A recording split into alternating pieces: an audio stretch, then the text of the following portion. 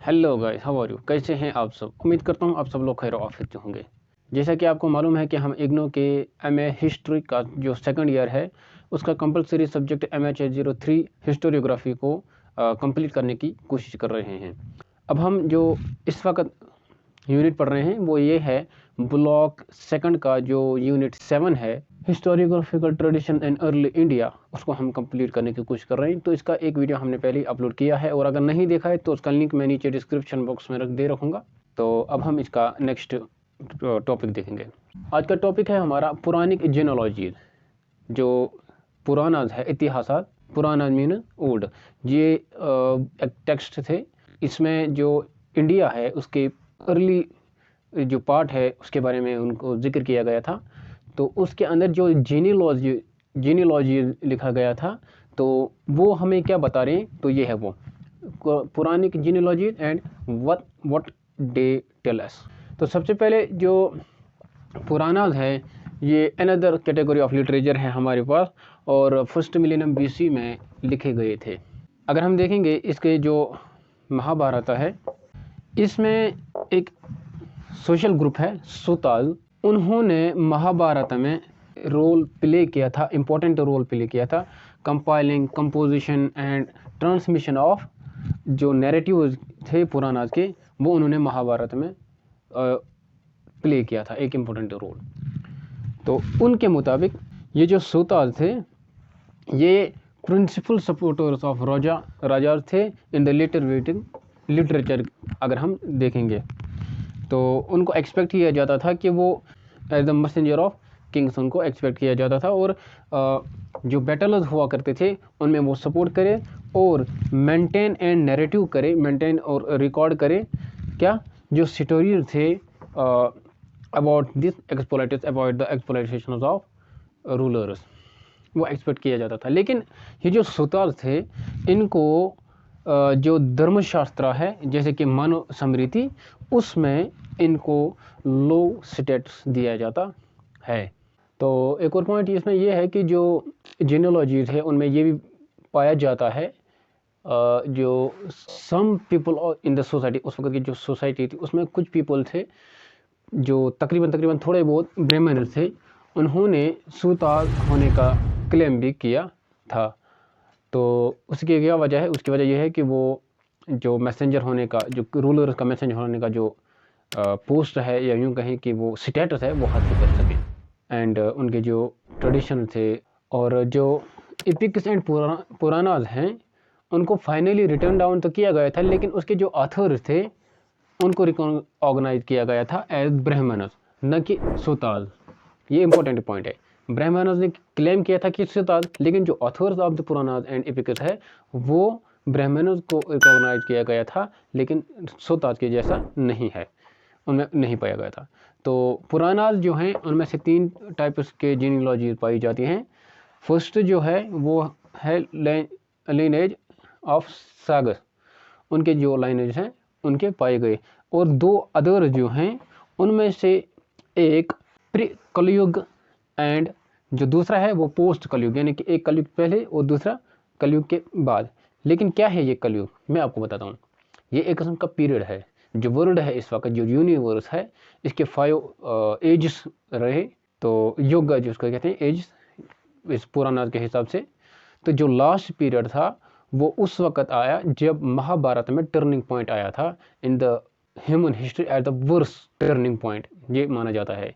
जब वो turning point आया था तो उसमें जो डिक्लाइन ऑफ द यूनिवर्स कहा जाता है उसको हम कहते हैं कलयुग। उस वक्त जो एज शुरू हुई थी, एक पीरियड शुरू हुआ था, लास्ट पीरियड, वो था डिक्लाइनिंग पीरियड।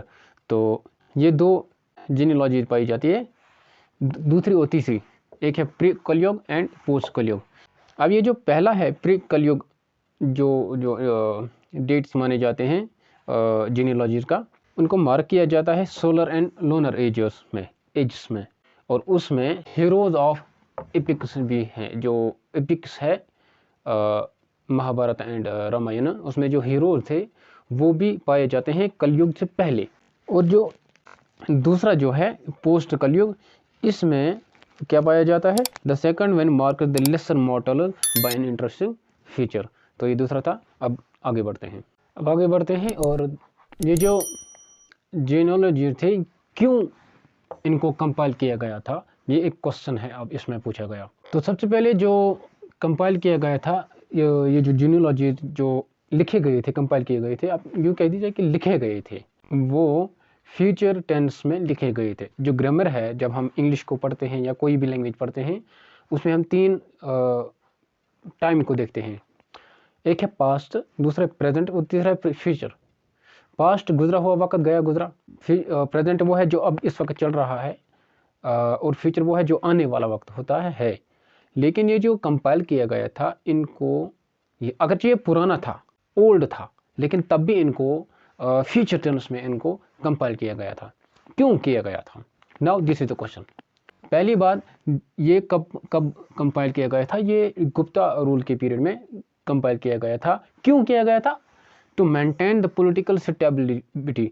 जो उस वक्त के रूलर्स थे, वो अपने जो पॉलिटिकल स्टेबिलिटी थे उनको मेंटेन करना चाहते थे, ताकि उन पर कोई कब्जा ना कर सके, दूसरे जो जीनियोलॉजी थे वो उन पर कब्जा ना कर सके, और इनकी जो generation to generation political status चल रहा था उनको ख़त्म करने की कोशिश ना करें।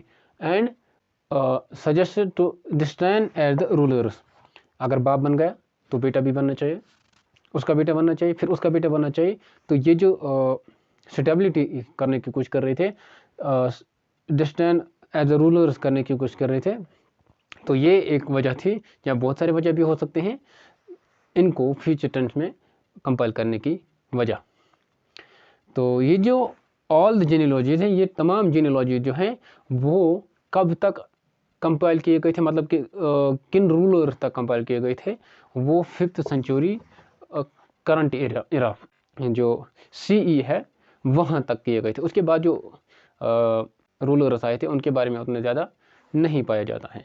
और ये जो कंपाइल किया गया था, इसमें names and dates of rulers, जो नेम्स ऑफ रूलर्स थे वो भी क्लियरली मेंशन किया गया था, और उनके जो रीन डेट्स थे, उन्होंने कब शुरू किया था और कब उन्होंने ख़त्म किया था वो रूल, और उसके बाद कौन आया था, उसका नाम क्या था, उसने कब रूल करना शुरू किया था और कब ख़त्म करने किया था।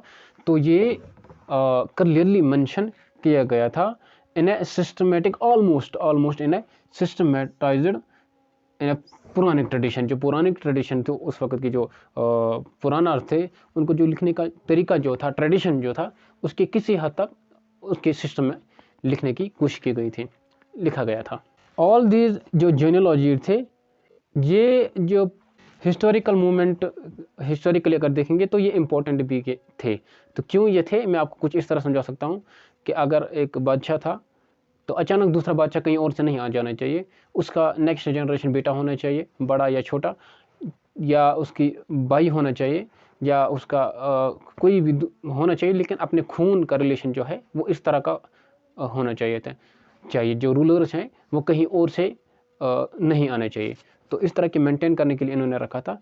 या यूँ कहें आप, अगर ज़मीन है मेरे बाप के नाम पर, तो उस ज़मीन को मैं लूँगा, कोई दूसरा नहीं ले सकता है। मेरे नाम पर होगा, फिर मेरा बेटा लेके जाएगा। तो ये क्या है? यही है जीनियोलॉजी।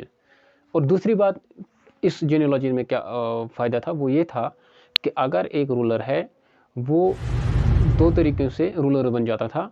या तो बाप की वजह से, उसका बाप बादशाह था तो तब बेटा भी बादशाह होगा, या माँ की सूरत में, माँ बादशाह थी, रानी थी, मलिका थी, तो बेटा या बेटी रानी या मलिका बन जाया करते थे। या दोनों तरीके से रूलर, पहले तो एक शहजादा होता था, एक प्रिंस होता था, और उसकी जो बीवी थी वो किसी दूसरे किंगडम के प्रिंसेस हुआ करते थे। तो ये दोनों तरीके से एक जीनियोलॉजी बन जाया करती थी। मगर एक मसला ये भी है कि ये ट्रू हो भी नहीं सकता किसी हद तक, क्योंकि हम इसको पढ़ रहे हैं इन अ टेक्स्ट फॉर्म। तो गाइस, आज का यही टॉपिक था। अब हम नेक्स्ट वीडियो में 2 इम्पोर्टेंट टॉपिक पर बात करेंगे, जो 3 मरतबा पूछे गए थे 10 मार्क्स को रिलेटेड, पाराशास्त्र एंड चरिताज। तो इस टॉपिक को लेकर हम अगली वीडियो में मुलाकात करेंगे। तब तक के लिए दीजिए इजाज़त। Bye bye.